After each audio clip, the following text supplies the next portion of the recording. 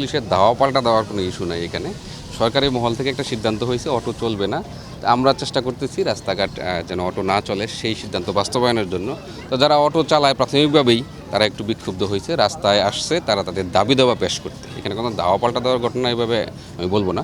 তারা তাদের দাবি দাওয়া পেশ করতে আসছে, রাস্তা বন্ধ করার চেষ্টা করছে, আমরা বন্ধ করতে দেইনি। আমরা তাদেরকে বুঝিয়ে বলেছি যে এটা সরকারের উপর মহল থেকে সিদ্ধান্ত, আমাদের মাননীয় কমিশনার সাহেবের নির্দেশনা আছে কোনো রাস্তা যেন বন্ধ না হয়। আমরা তাদেরকে বুঝিয়ে বলার পরে প্রাথমিকভাবেই তারা সরে গেছে। এখানে তেমন কোনো ওই ধরনের ঘটনা না। গাড়ি কিনাতে দেওয়া হয় না, আজ লেখা দইরা কাল লেখা দইরা টাকা দাও 2000 3000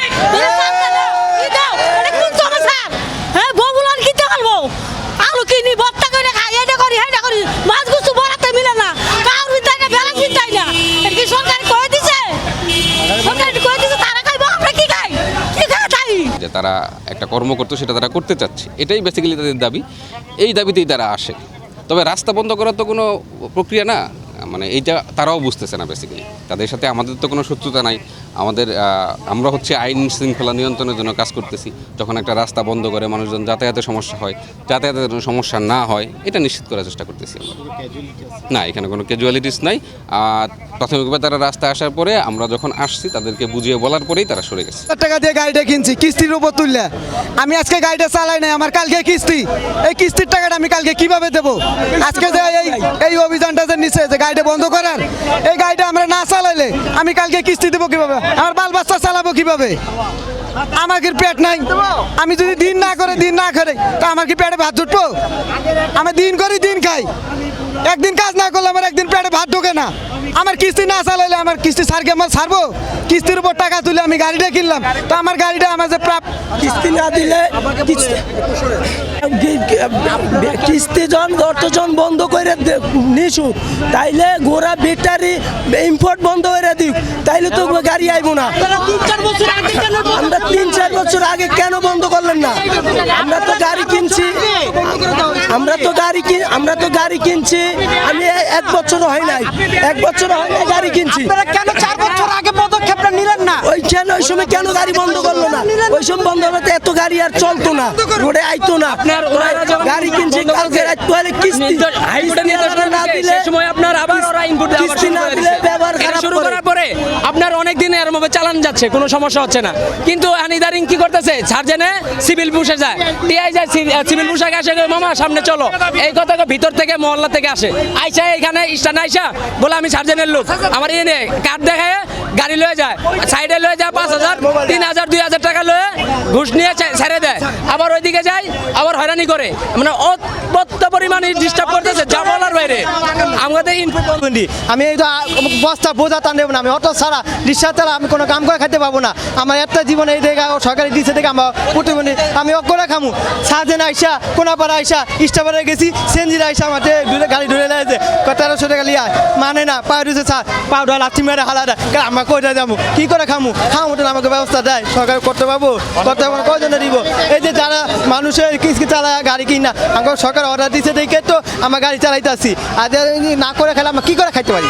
এদিকে সাজেনে দিয়ে অন্যকে যায় গাড়ি কোনো পাড়া, এই যে মাউটা মেডিকেল অথবা স্টাফ কোয়ার্টার, আবার এই যে নিদ্রাবাড়ি, আবার আপনার বামুল থেকে পরশু দিনকে আমাদের গাড়ি ধরে লেগেছে ইটবার ভিতরে মহারাতে গাড়ি নিয়ে যায়। আবার কোথায় চালাও? মেন রোডে চালা হচ্ছে না, মেন রোডে চালা না, মেন রোডে কারা চালা আমি বললাম সকাল বলি, যারা কাজ সিস্টেম যারা মান্দি করা, মানুষ সমিতি মান্দি করা, এর পায়ে রিক্সা অটো রিক্সা ঢাকার মধ্যে চলে। আমার তো এইগুলো অটো ঢাকা চলে না, যারা সাবির সমস্যা ওরা ঢাকা চলে, যারা সুস্থ মানে ঢাকা মান্দি করা ওরা রিক্সা চলে, এই জন্য আর জিনিসটা ঝামেলা হচ্ছে। কিন্তু আমাদের মেইন রোডে চালা হচ্ছে না। বন্ধ হয়ে দিক, কাঠ বন্ধ হয়ে দিলে সব বন্ধ হয়ে যাবে। আমরা সুষ্ঠুভাবে আন্দোলন করতেছি, সচরাচর যা হয় আন্দোলন করলে সচরাচর যা হয় তাই এখানে হয়েছে। অতএব এখানে এই আন্দোলনের মাঝে পুলিশ আমাদের বাধা সৃষ্টি করেছে, এক পর্যায়ে পুলিশ লাঠি চালাও করছে, আমাদের 2 জন কর্মীকে নিয়েও গেছে। তো এটা কি তারা ঠিক করছে? আমরা গাড়ি ভাঙচুর করি নাই, আমরা এখানে রাহাজানি করি নাই, আমরা অনৈতিক কোনো কাজ এখানে করি নাই। এটা আমাদের উপরে আমাদের দাবি, আমরা সুষ্ঠুভাবে এখানে গাড়ি চালাই। আমি কয়েকটা কথা বলতে চাই আপনাদের, যদি সময় থাকে শুনেন। প্রথমত এই দেশে যখন অটো ইম্পোর্ট করা হয় আপনি পারমিশন অবশ্যই দিচ্ছেন।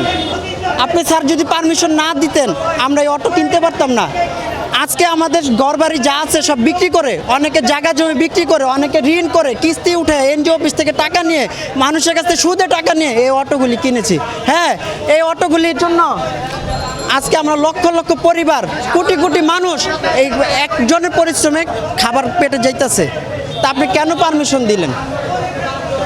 আপনি পারমিশনটা কেন দিলেন?